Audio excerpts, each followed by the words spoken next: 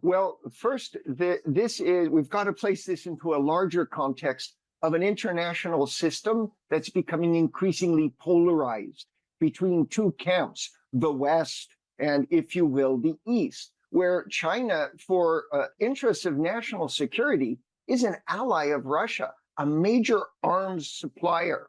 So it's true that Macron had expressed an ambition to have China stop supplying arms, stop trading with the Russians. But I don't believe that person-to-person diplomacy can change a country's fundamental national interests.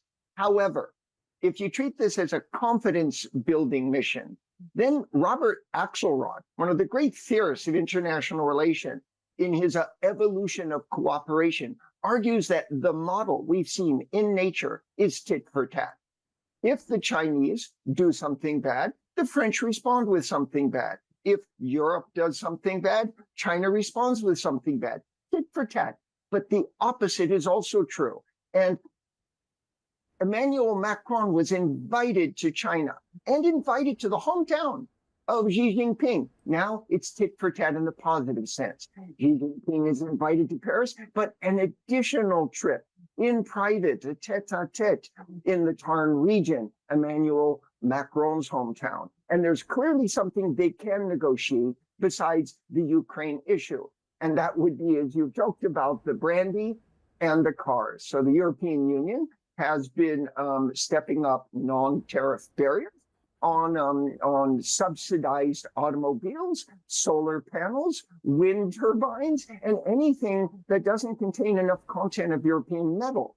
And in response, tit for tat, China had imposed tariffs on brandy, 98% of which came from Professor, you frame this as a conversation of two sides, but is Europe united in terms of tackling China? There is a view that, well, when it comes to, say, the auto industry, that the Germans are incentivized to continue a very strong relationship with China because of the high price of those goods that the Germans make, versus the French that have much lower priced autos. So a very different playing field. The perspective on the Germans and the way that they've approached anti-subsidy investigations in Europe has been quite different to the French. So it's not exactly one side versus the other, isn't it? There's room that the Chinese can negotiate with certain parts across Europe, from Hungary, for instance, to the likes of Berlin, to what we're seeing in Paris.